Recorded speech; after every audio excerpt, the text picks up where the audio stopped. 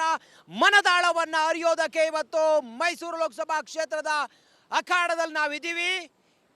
27ನೇ ಯದು ವಂಶದ ಉತ್ತರಾಧಿಕಾರಿ ಯದುವೀರ ಕೃಷ್ಣದತ್ತ ಒಡೆಯರ್ ಕಣದಲ್ಲಿದ್ದರೆ ಕಾಂಗ್ರೆಸ್ನಿಂದ ಎಂ ಲಕ್ಷ್ಮಣ್ ಅವರು ಈ ಬಾರಿ ಕಾಂಗ್ರೆಸ್ನಿಂದ ಸ್ಪರ್ಧಿಯಾಗಿದ್ದಾರೆ. ಒಂದು ಜಿದ್ದಾಜಿದ್ದಿನ ಅಖಾಡ ಅಂತೂ ಮೈಸೂರು ಲೋಕಸಭಾ ಕ್ಷೇತ್ರ ಆಗಿದೆ. ಪ್ರತಾಪ್ ಸಿಂಹ ಅವರಿಗೆ ಟಿಕೆಟ್ ತಪ್ಪಿಸಿ ಮಹಾರಾಜರಿಗೆ ಟಿಕೆಟ್ ಕೊಟ್ಟಿದ್ದು ಮತದಾರರು ಅವರನ್ನ ಹೇಗೆ ಬೆಂಬಲಿಸ್ತಾರೆ?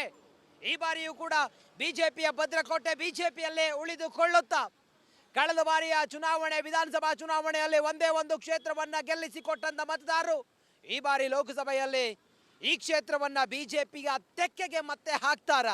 ಮತದಾರರು ಏನಂತಾರೆ?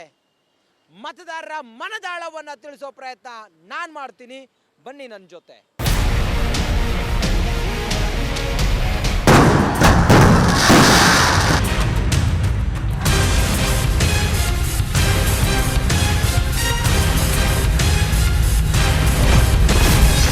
Yaduveer Wadiyar versus M Lakshman. ಅರಮನೆಗಳ ನಗರಿ ಸ್ವಚ್ಛ ನಗರಿಯಲ್ಲಿ ಲೋಕಸಭೆ ಕಾವು ರಂಗೇರಿದೆ. 2 ಬಾರಿ ಗೆಲುವು ಸಾಧಿಸಿ ಹ್ಯಾಟ್ರಿಕ್ ಕನಸು ಕಾಣುತ್ತಿದ್ದ ಪ್ರತಾಪ್ ಸಿಂಹಗೆ ಬಿಜೆಪಿ ಹೈಕಮಾಂಡ್ ಶಾಕ್ ನೀಡಿದ್ದು ಈ ಬಾರಿ ರಾಜವಂಶಸ್ಥ ಯದುವೀರ್ ಕೃಷ್ಣದತ್ತ ಚಾಮರಾಜ ಒಡೆಯರ್ಗೆ ಬಿಜೆಪಿ ಟಿಕೆಟ್ ನೀಡಿದೆ. ಇನ್ನು ಕಾಂಗ್ರೆಸ್ ಅಭ್ಯರ್ಥಿ ಎಂ ಲಕ್ಷ್ಮಣ್ಗೆ ಅಳೆದು ತೂಗಿ ಟಿಕೆಟ್ ನೀಡಲಾಗಿದೆ. ಎಂ ಲಕ್ಷ್ಮಣ್ ಕೂಡ ಭರ್ಜರಿಯಾಗಿ ಪ್ರಚಾರ ನಡೆಸಿದ್ದಾರೆ.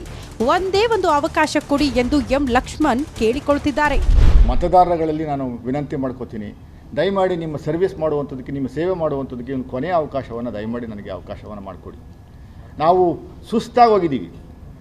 ಮನುಷ್ಯನಿಗೆ ಜನಸಾಮಾನ್ಯರು ಮತ್ತು ಮತದಾರರು ಪರೀಕ್ಷೆ ಮಾಡುವಂಥದ್ದು, ಸೋಲಿಸುವಂಥದ್ದು 1 ಸರಿ ಇರ್ಬೋದು, 2 ಸರಿ ಇರ್ಬೋದು, 3 ಸರಿ ಇರ್ಬೋದು, 4 ಬಾರಿ ಸೋಲಿಸಿದ್ದಾರೆ ನನಗೆ. ಇದು ಕೊನೆಯ ಅವಕಾಶ. ಪಕ್ಷ ಆದರೂ ಕೂಡ ನನ್ನ ಪ್ರಾಮಾಣಿಕತೆಗೆ ನನ್ನ ಗುರುಸಿ ಮತ್ತು ಲೋಕಸಭಾ ಚುನಾವಣೆಗೆ ಟಿಕೆಟ್ ಕೊಟ್ಟಿದೆ.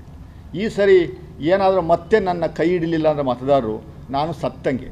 ಒಟ್ನಲ್ಲಿ ಮೈಸೂರು ಕೊಡಗು ಲೋಕಸಭಾ ಕ್ಷೇತ್ರ ಈ ಬಾರಿಯ ಚುನಾವಣೆಯಲ್ಲಿ ಹೈ ವೋಲ್ಟೇಜ್ ಕ್ಷೇತ್ರವಾಗಿ ಬಿಂಬಿತವಾಗಿದೆ.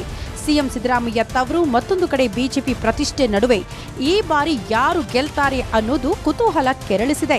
ಇವತ್ತಿನ ಎಲೆಕ್ಷನ್ ಎಕ್ಸ್‌ಪ್ರೆಸ್‌ನಲ್ಲಿ ಮೈಸೂರು ಕೊಡಗು ಬಗ್ಗೆ ಮತದಾರರು ಹೇಳೋದೇನು ನೋಡೋಣ ಬನ್ನಿ.